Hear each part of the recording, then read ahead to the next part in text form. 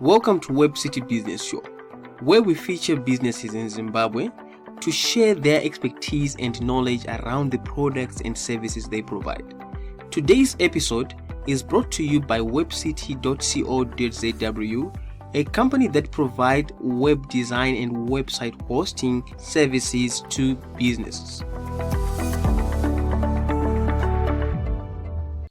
Hello and welcome. My name is Kuda from Web City, and today I'm joined by the gentleman by the name Maxwell Makumucha, who has been on the forefront of a company called Zimbabwe Company Registration Services for more than 5 years now. They provide a wide range of services ranging from registrations, tax clearances, and they have a strong roots in the Zimbabwean legal system, which has helped a lot of people and delivered quality services. And welcome, Maxwell, to the call.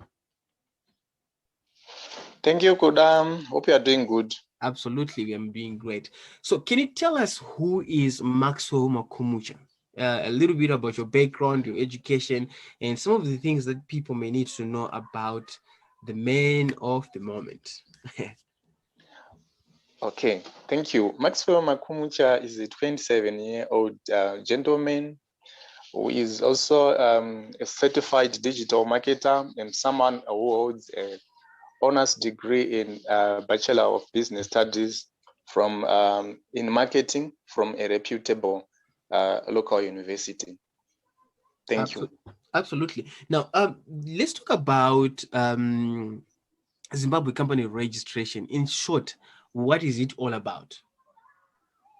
All right. Zimbabwe Company Registration, it's a company that provides services that include but not limited to company registrations, business plans, tax clearances, business cards, receipt books, invoice books, and more. Thank you. Oh, okay, absolutely. Now, let's talk about company registration. If you're going to explain in simple terms the process, probably if I'm going to explain the definition of company registration in Zimbabwe, how best would you explain it? What is company registration? All right. The process, company registration is registering a company formally with the registrar of companies. Let's say you come up with your company, then you have to register it formally to get what we call company registration documents.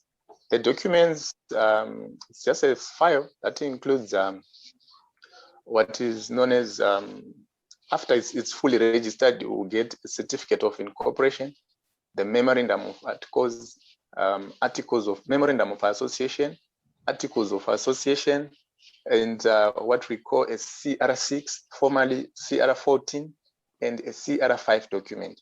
Those are the documents that we say a company is now fully registered.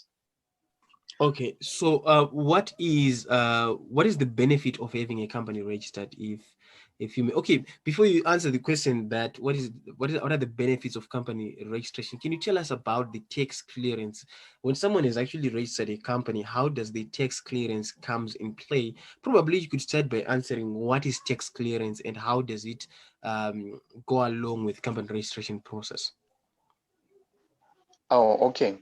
So after a company is fully registered, then the next process is to pay taxes. As you know, I've forgotten the name of the guy, but he said there are two things that we cannot avoid: debt and taxes. So a company has to pay tax to the government. So with tax clearance, what happens is after a company is fully registered, then we are supposed to pay tax to the government for operating as a company. But that doesn't only mean if as soon as we register a company, it's supposed to pay tax.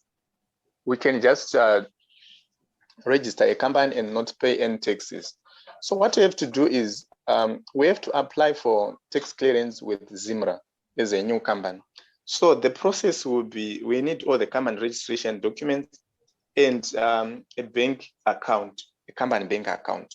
We'll assist a client with opening the bank account and obtaining a tax clearance certificate. That one which you see most of the times being illuminated on the walls of most businesses.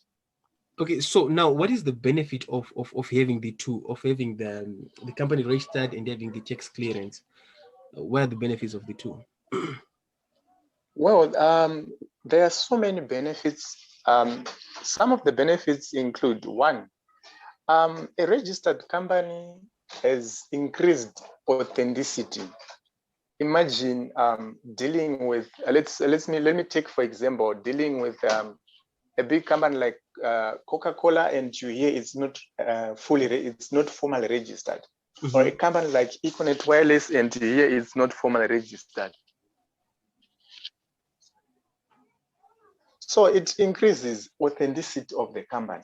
One, two, a registered company has increased credibility, which is almost the same with on this authenticity.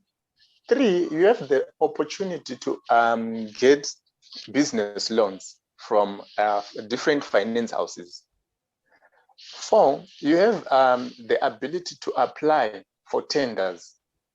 By tenders, what we mean is these are job opportunities to be done by companies that are usually flighted in our local newspapers. So tenders, if someone gets a tender, then it means it's big money. It's big money for the company. So by having a company that is formally registered and having a tax clearance, it means you'll be eligible to apply for tenders, be it government tenders or NGO tenders. Okay, absolutely. It seems as if there is a whole lot more benefits to that, and I could tell that you wanted to add more and more. So now I'm going to ask you a question. At which stage does a business has to register for to register a company? I mean, in Zimbabwe right now, we have got probably different categories. We have got the small players, someone who's just starting a business. We've got someone who is just a solopreneur, a one-man band business whereby they are running their business from the briefcase, and we have the diaspora market as well.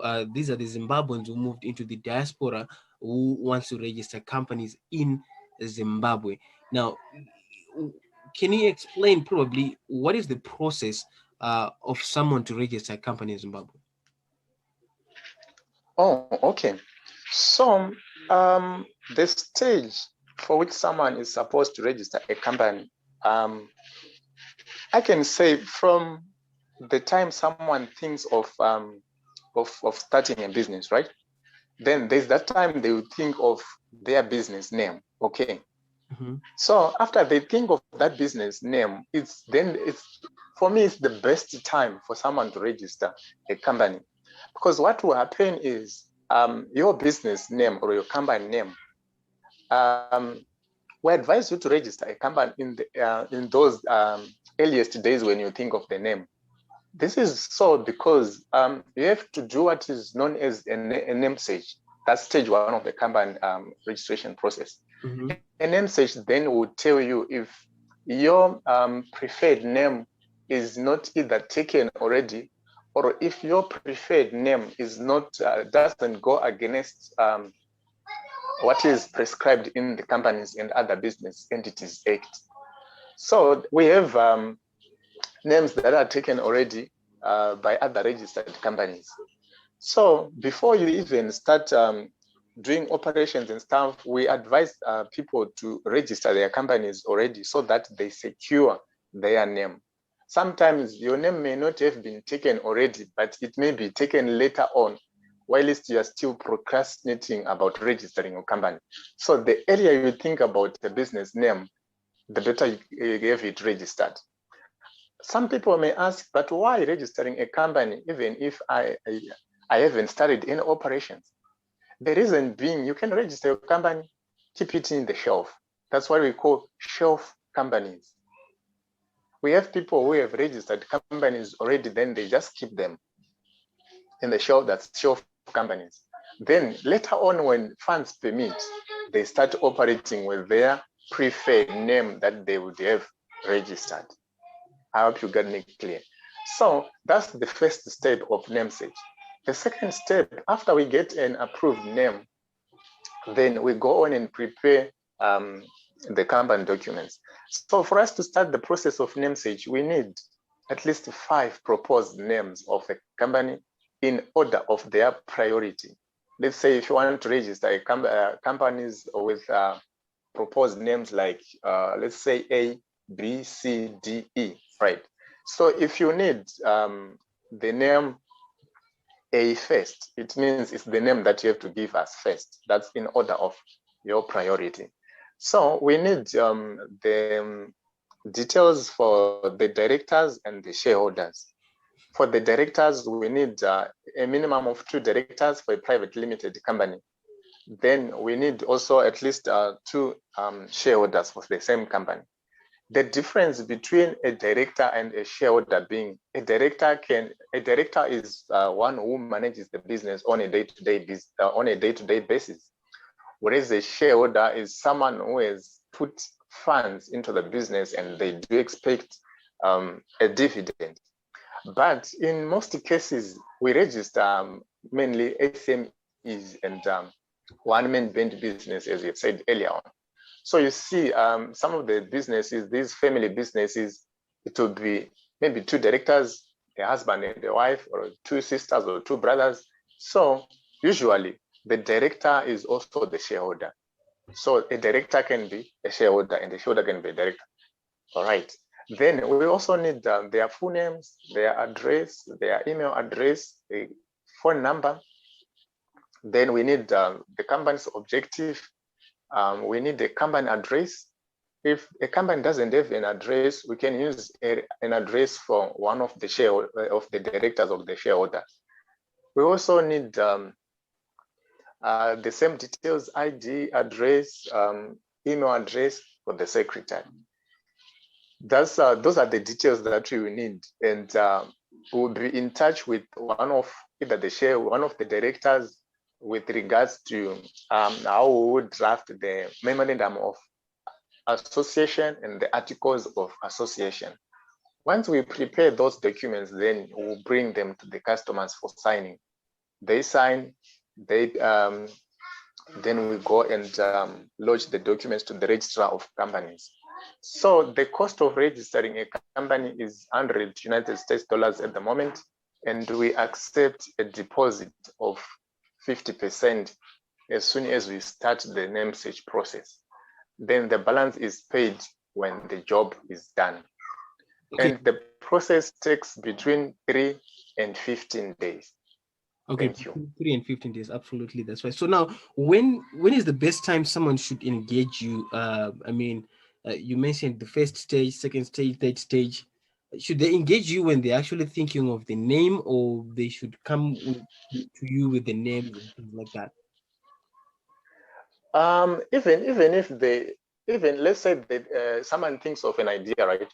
Yes. Maybe someone says, I don't even know how to name my business, how to name my company. We'll assist them from that very first stage of naming their business, taking into consideration what is the business going to do, the objective of the business. Okay. Now, can you tell us about the process of tax clearance in terms of having that registered and how long it takes, and just explain the process of having a tax clearance. Okay. The process of tax clearance commences when one is a registered company.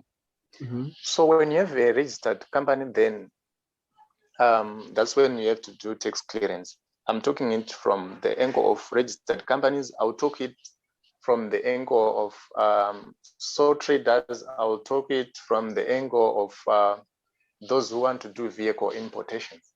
All right, from the angle of a registered company, the process starts when you have your company fully registered, having your certificate of incorporation, your Sierra 5, Sierra 6, and memorandum and articles of association. Well, so once you have those documents, then you must get what we call a bank advice note from ZIMRA. A bank advice. Once you have that bank advice note, I'll engage the client to hear who must be the bank signatory. By a bank signatory, we mean someone whose signature, if that signature is not available, then funds cannot be released from the company's bank account. Okay. Mm-hmm. So after we get the name, we need their name, their ID number, and their full address. We write a letter of appointing them as the bank signatory. Once we do that, then they visit their nearest bank or their preferred bank with that letter. Then the bank advice note that we have gotten them from Zimra, and they visit the bank with their company registration documents. Then they must be in possession of any other further requirements that are required by the bank. It's usually passport size photos, Mm-hmm. proof of residence for the directors, and their ID cards. Those are basically the basic requirements from any bank. So then yeah, go ahead. Yeah, go ahead. Yeah, then once they open a bank account, we can start the process of registering them on the Zimra portal, then get a tax clearance for the first time. And usually it's for us to proceed with the tax clearance, then we need a current account, a current bank statement for their company account, a current bank statement for any one of the directors. Then we need clear pictures of their ID cards, either ID or driver's license or passport, but the images have to be very clear. Then we need their proof of residence as well. Mm-hmm. The images have to be very clear. We prefer them as PDF documents, meaning they have to scan the document they send to us. Then we can do the process of tax clearance. That process takes between 4 and 9 days, but the time can be prolonged by the bank opening process. I hope you get clear what I'm saying. Okay, so is this the tax clearance process? Is it the same charge with the company registration, or is a separate charge, or it's included on there? And can someone choose the charge? Yeah, go ahead. All right, the charge for tax clearance is $40. Okay. 40 United States dollars. Yes, okay. The charge is separate from company registration. So someone can choose either they want to register their company only, or they want to register a company and get a tax clearance done as well. Or someone can come with a company that has been registered already. Then they will be in need of a tax clearance. What are the benefits? What are the disadvantages? All right. The benefits of having a tax clearance, one, as I alluded to earlier on, for someone to apply to tenders, be it government tenders or tenders from non-governmental organizations, mm-hmm. Someone must have a valid tax clearance. A valid tax clearance shows a company, it's proof that a company is paying its taxes to the government. Then we have issues whereby the main benefits, if someone does not want to apply for tenders or so, the main benefit is for someone doing business with for a company doing business with another company at a lower cost. You see those taxes, like you see taxes like income tax, VAT tax, or any tax that will be written. Usually it's around 13.5% or so. So let's say we want to do business with Web City, right? Mm-hmm. But Web City is not a registered company. Mm-hmm. So the tax, there's that tax that is levied by the government. Mm-hmm. The tax will be levied on Web City since it doesn't have a valid tax clearance, since it hasn't paid taxes. You see what I'm saying? Okay. So it's either way, you can't avoid taxes, as I said earlier on. Yeah, absolutely. So you are better off paying taxes, because you see the price you pay for tax, let's say in a quarter, will be about $45. But the tax that you pay per each and every transaction that you contact with a registered business will be above the roof.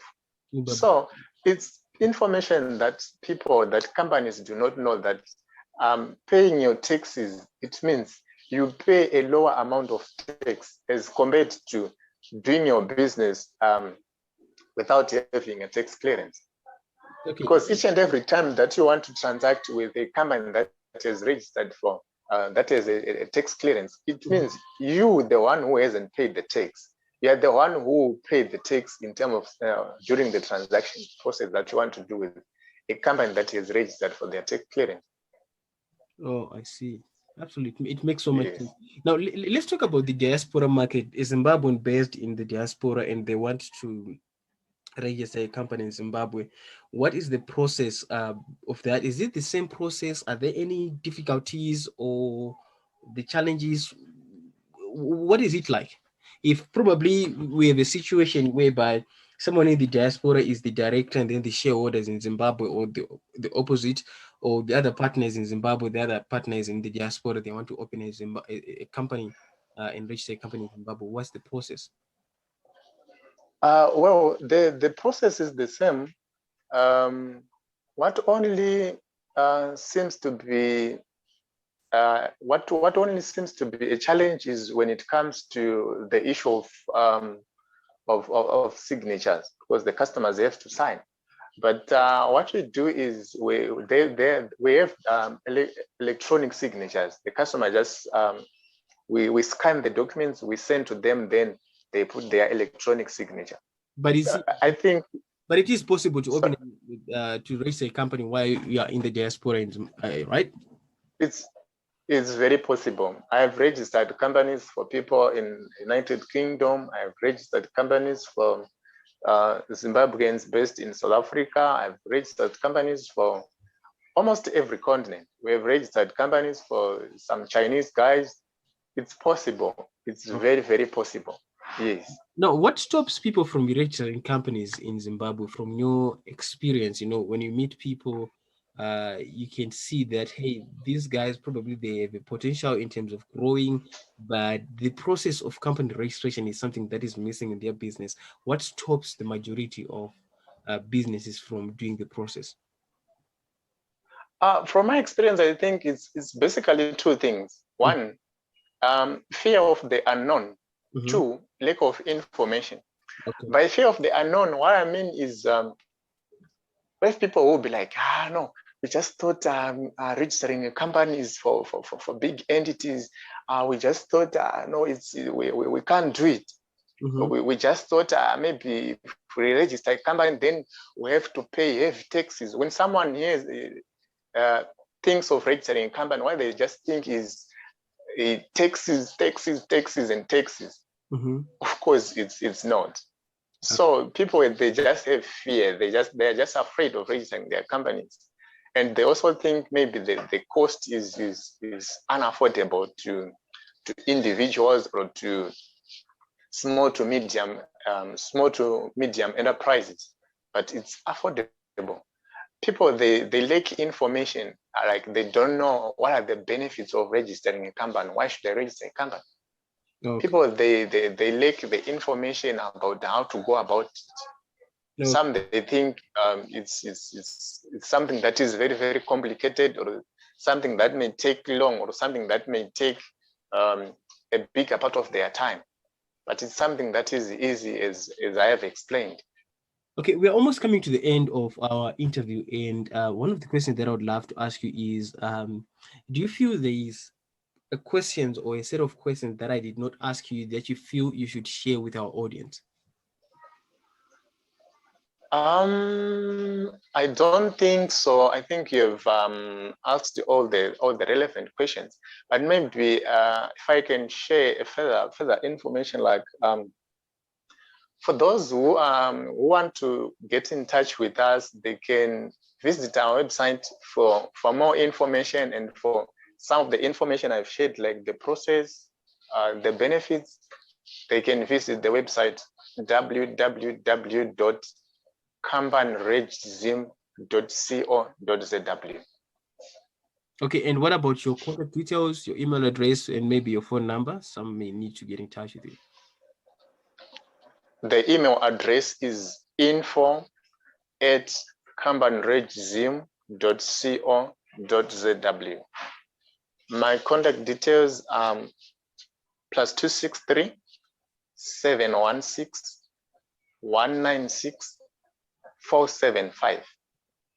That's +263 716 196 475. Or alternatively, +263 777 069 078. That's +263 777 069 078. Absolutely. Now, and then one last question that I have for you: what are the chances of especially to the other people or competitors? What are the chances of is there any chance of paying someone to register a company for them and get fake documents? Yeah, in Zimbabwe, almost every sector that you try to get assistance from, we have people who are duped. But when it comes to company registrations, it's the cases are a bit few, but who knows? Someone can be a victim. Okay. So when it comes to company registration, I think we have the best way to see if the documents someone gets are legit is there's the company registration documents. You get what is called a certificate of incorporation, right? That certificate of incorporation and all the other documents, they are stamped. But that certificate of incorporation, usually to the bottom left, it has a seal, a company seal. That one then tells if these documents are legit, and no fake document will have that seal. It's something that stands out to tell these documents they are very legit. Okay, that's fine.